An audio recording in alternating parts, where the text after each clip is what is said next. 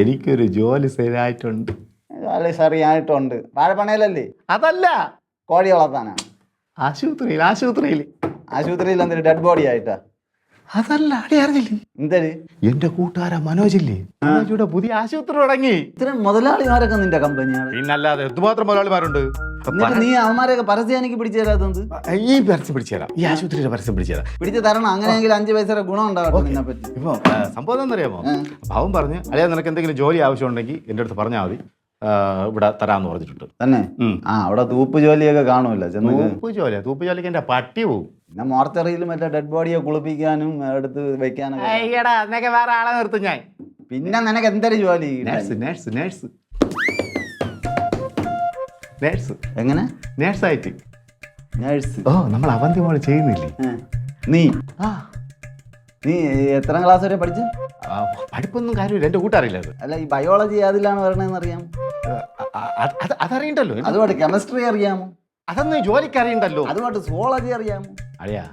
എടാ നാപ്പ് പയലെ 4-5 വർഷം പിള്ളേർ കുത്തിയിരുന്ന് പഠിച്ചിട്ട് BSc നേഴ്സ് ആവണത് നീ 5ാം ക്ലാസ്സും കുസ്തിയുമായ നീ ചെന്ന് ചെയ്യോ ആ പണി? അതിനാണ് അവർ 4-5 വർഷം പഠിച്ചതിനാണ് എനിക്ക് ചെയ്യാൻ വേണ്ടി അളിയന്റെ സഹായം വേണം. നില്ല് ഞാൻ ഒരു 2 കാര്യം നീ പറ.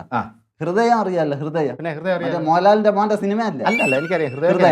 ഹൃദയത്തിന് എത്ര അറയുണ്ട് അത് പറ. എന്തോന്ന് അളിയാ?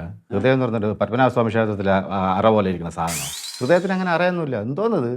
എടാ ഹൃദയത്തിന് 2 അറ ഉണ്ടടാ. 2 അറ അറിയാമോ? അത് അവിടെയാണ് എയും ബിയും ഉള്ളത്. എത്ര ഹൃദയം ഉണ്ട് അത് പറഞ്ഞു. 2 2 ഹൃദയോ? ഓ, ആർക്ക്? അളിയാ, ഇതാണ്ട് ഈ ഭാഗത്ത് അണ്ടിപ്പരി പോലെ ഇരിക്കൂല് 2 സാധനം, അതാണ് ഹൃദയം. എടാ ക്ലാപ്പ് വരെ അത് കിഡ്നി. അത് തന്നെ. അത് മലയാളത്തിൽ പറയുമ്പോ ഹൃദയം, ഇംഗ്ലീഷിൽ പറഞ്ഞാൽ കിഡ്നി. എടാ എലിയും തലയും തിരിച്ചങ്ങോട്ട് നീ അവിടെ നേഴ്സായിട്ട് പോകണം. നീ പ്രാന്താടാ. അളിയാ, എനിക്ക് കൂടുതൽ സംസാരിക്കാൻ വയ്യ. എനിക്ക് നേഴ്സിന്റെ ഒരു കള്ള സർട്ടിഫിക്കറ്റ് ഉണ്ടാക്കി തരുമോ? അത് കൊടുത്തിട്ട് വേണം എനിക്ക് ജോലിക്ക് കയറാൻ. പൈസ ഒരു പ്രശ്നമില്ല, എത്ര രൂപ ആയിരുന്നാലും പ്രശ്നമല്ല. ഓക്കെ, അളിയനെ കൊണ്ട് നടക്കും. അളി എങ്ങനെയെങ്കിലും ഒപ്പിച്ചതാ. ഓക്കെ, ഞാൻ വരട്ടെ. ഒരുപാട് പൈസയുടെ കാര്യം പറഞ്ഞത് കൊണ്ട് മാത്രം എത്ര വേണോ, പക്ഷെ നീ അവിടെ ജോലി ചെയ്യരുത്. അവിടെ പോയി ഇന്ന് കള്ളപ്പണി എടുത്ത് പൈസ വാങ്ങിച്ചോണം. അതൊക്കെ ഞാൻ എന്തെങ്കിലുമൊക്കെ ചെയ്യും. അവൻ്റെ മോളോട് പോയി ചോദിച്ചിട്ട് വേണം ആ പരിപാടിയൊക്കെ എനിക്ക് പഠിക്കണം. ഞാൻ പോട്ടെ, സമയമില്ല. അപ്പോൾ പൈസ ഒരു പ്രശ്നമല്ല. അല്ലല്ല, ഇനിയിപ്പോൾ നേഴ്സിൻ്റെ കിട്ടിയില്ലേ കുഴപ്പമില്ല, ഡോക്ടർ ആയാലും കുഴപ്പമില്ല.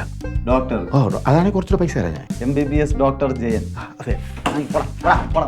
വേണ്ട പൊട്ടിക്ക്. എന്റെ ക്ലാസ് ഞാൻ നീ സമയം മെനക്കെടുത്ത് പോ. നേഴ്സ് മതി. 5ാം ക്ലാസ് എഴുതിയെടുക്കാൻ പറ്റിയില്ല. അവൻ MBBSന്റെ ഡോക്ടർ വാങ്ങിക്കാൻ വേണ്ടി. എൻ്റെ കൂട്ടുകാരൻ മനോജ് ഒരു പുതിയ ആശുപത്രി തുടങ്ങി. അപ്പോഴവിടെ ഒരുപാട് ഒഴിവുകൾ കാണും. ജോലി കയറിയാൽ നല്ല ശമ്പളവും കിട്ടും. അമ്മാവാ, കൊച്ചു കള്ള, എനിക്ക് പുതിയ ജോലി സെറ്റാക്കി കാര്യം പറയാൻ വന്നയാണോ? അയ്യോ മോക്കല്ല, എനിക്കവിടെ ഒരു ജോലി ശരിയാക്കണം. അതിന് മോളുടെ സഹായം വേണം എനിക്ക്. എന്ത് സഹായം? അതെ, മോളിപ്പോൾ ആശുപത്രി പോയി ചെയ്യണില്ലേ ജോലി, അതെന്നെ പഠിപ്പിച്ചു തരണം. എന്നിട്ട് അതൊക്കെ ഞാൻ മനസ്സിലാക്കിയിട്ട് ഞാൻ അവിടെ അതേ ജോലിക്ക് അവിടെ കയറാം. അപ്പം എനിക്ക് നല്ല ശമ്പളം കിട്ടുമല്ലോ. കിട്ടും, നല്ല ശമ്പളം കിട്ടും. അതാ എനിക്കൊന്ന് പഠിപ്പിച്ചു തരണം കേട്ടാ. ബുദ്ധി ഇല്ലാത്തത് ഒരു ഐശ്വര്യമായിട്ട് കൊണ്ട് നടക്കരുത് കേട്ടാ. പോ എന്റെ മുന്നിൽ പോ.